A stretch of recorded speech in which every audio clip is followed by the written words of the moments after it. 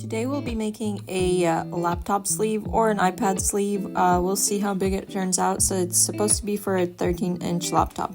First thing you'll need is your material that's going on top. This is a thrifted pillowcase, then your batting, and then your liner. You can choose whatever materials you want. And then you'll need some kind of measuring devices. I use a ruler and a measuring tape, a heat erasable pen, your label if you want, the little magnetic clasp, and some kind of pinning device. I use the little clips because the little pointy things I always poke myself.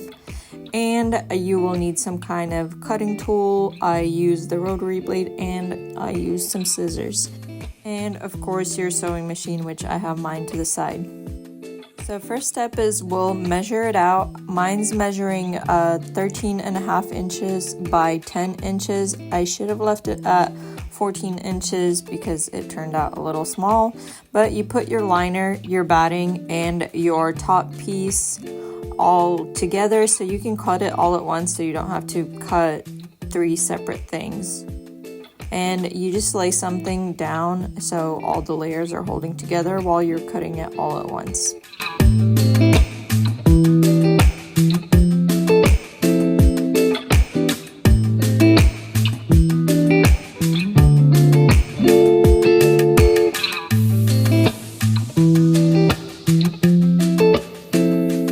And you don't have to do a quilted design, but I decided I usually do, so I just drew diagonal lines both ways. And that's just the most original basic version of it. Once your lines are complete, you just clip the batting and the top piece together so you can sew on the quilted lines.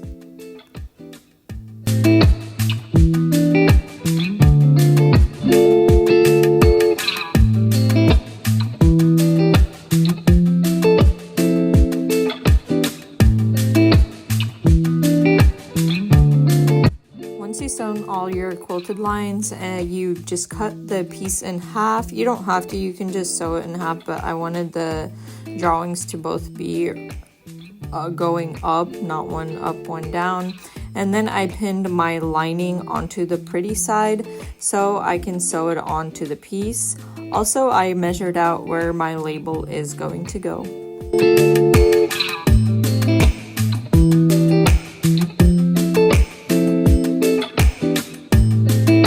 Just sew straight across on top of the piece and attaching the lining. And after I sew the lining on, I sew on my label in its little square box that I measured where it's gonna go. And that is how it looks when it's done. Then I will get my iron and I will put the iron to all those lines that I drew with my heat erasable pen. And also make sure to iron down the lining and leave a little bit of the top piece folded over so when we sew it on, to make sure that the lining doesn't move and that you can't see the liner once we sew the line across. Here's where I sewed that line across just to attach the liner to the piece so we don't see it and it doesn't move and get in the way.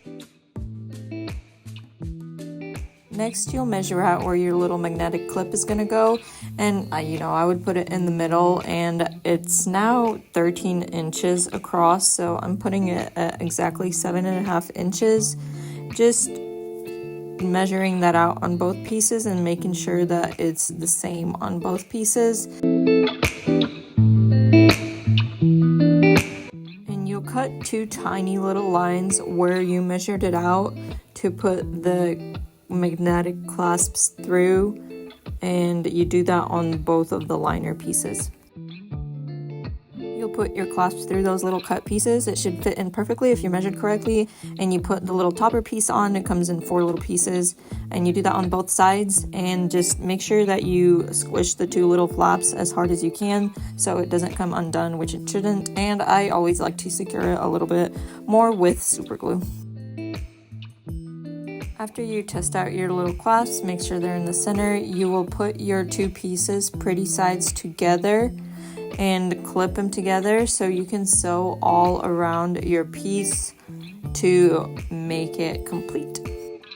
Once you have it all pinned together, you proceed to sew all around, except leaving a little gap on the bottom of the liner or somewhere on the liner. I just like to leave it on the bottom, about like a 2 to 3 inch gap, so you can turn the piece right side out because you are sewing it together inside out. After, just to make sure you cut all unnecessary and extra fabric.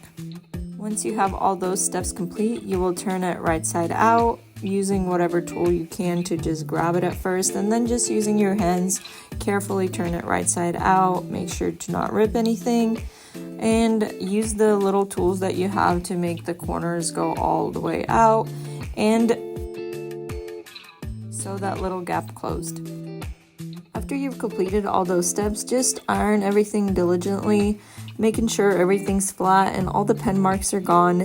And just however much you want to iron it down, just make sure you do that, and your little sleeve will be complete for whatever you use it. Thanks for watching, and subscribe for more tutorials and other DIY things.